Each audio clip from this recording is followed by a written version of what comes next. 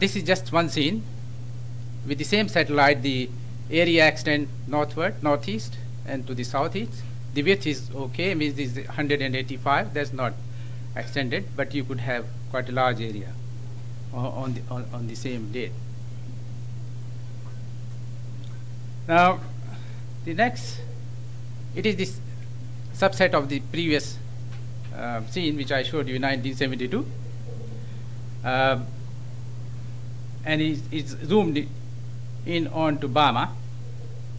So whatever your visual interpretation could be about the Burma and Mileva around that time, you could recognize certain features in 72. Again, the vegetation is red, and certain water bodies you could see the tinge of blue. Now, just to compare, I got another scene. This is recent, January 2011. The same color combination. Whatever you see, the red is vegetation.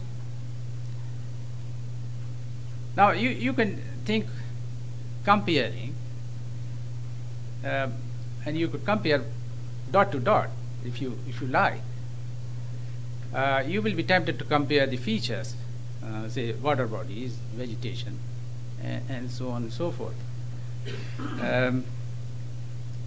And to do that, we have to go back and redo the images in a way that it can bring out the information which we want. There is a lot of information at the moment which you see, and it is limited for our visual interpretation. The manifestation which is shown here is just 3 bands, whereas the satellite collects 7 bands. So that will be our visual limit, that how we can see. Now, coming back at how we extract the information, I'll give you just one example. Same area.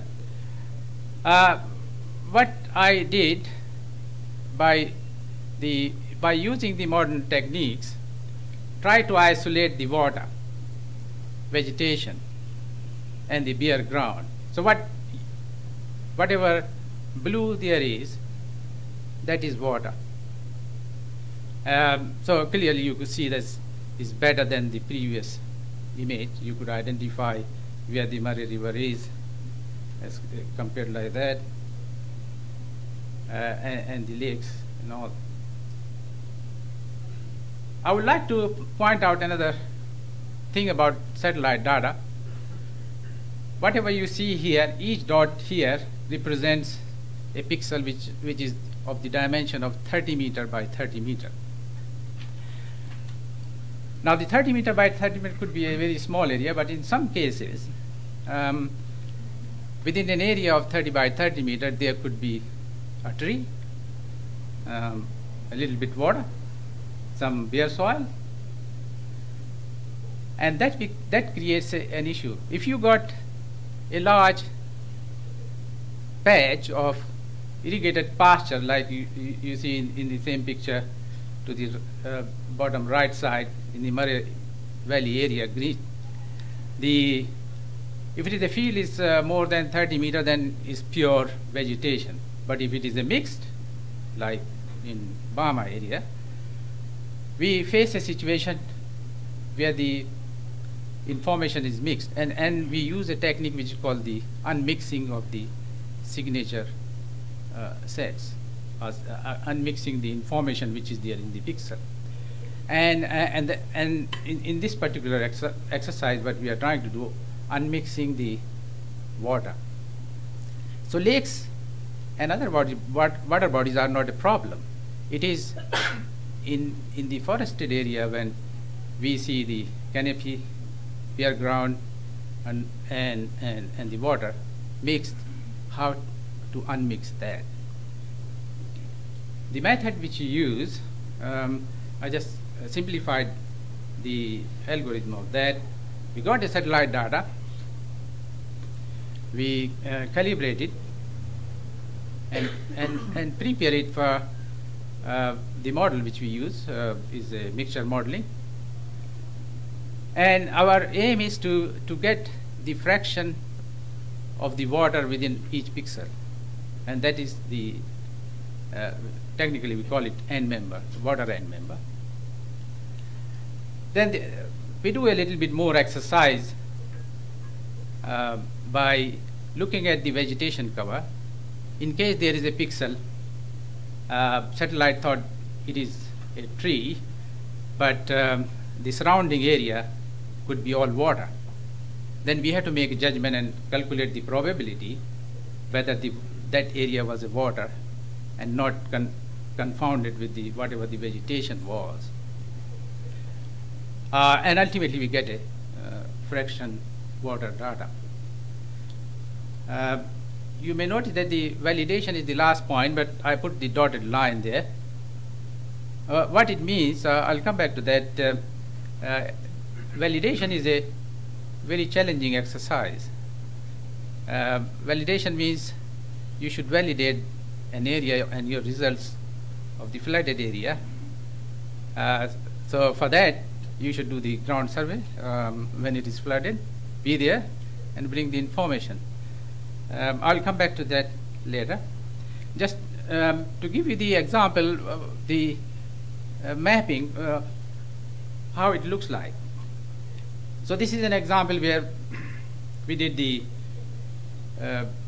mapping, flood mapping for the Baba Creek, not far from Bama and Mileva, as you know. On the left side is a subscene of spot 4. So you could use more than one satellite.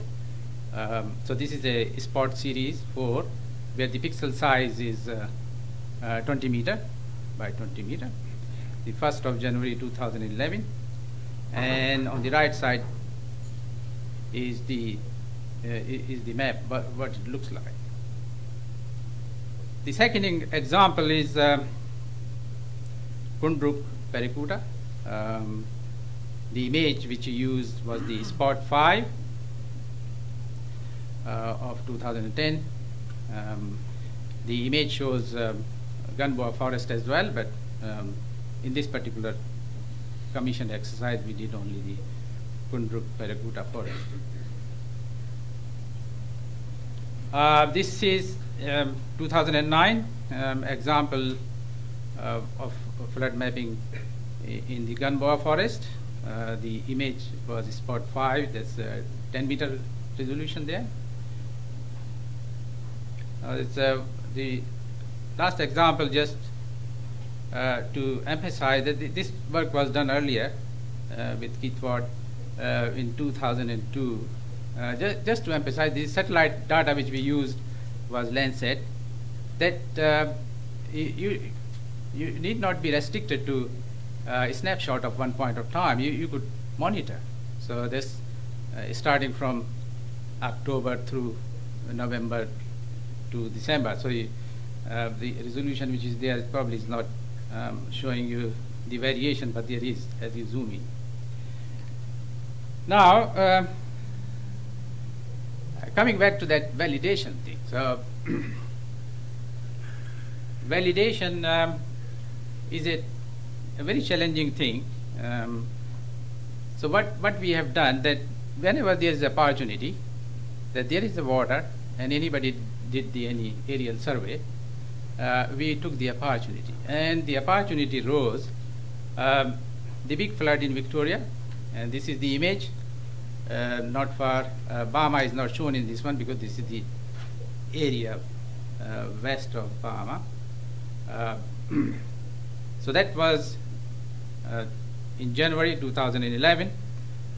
Flood was there everywhere, which is visible very clearly. And at the same time, since that was a big event, DSE took quite a lot of aerial photos, and I happened to have access to those and selected few areas. So on the left side, Vendela Reserve,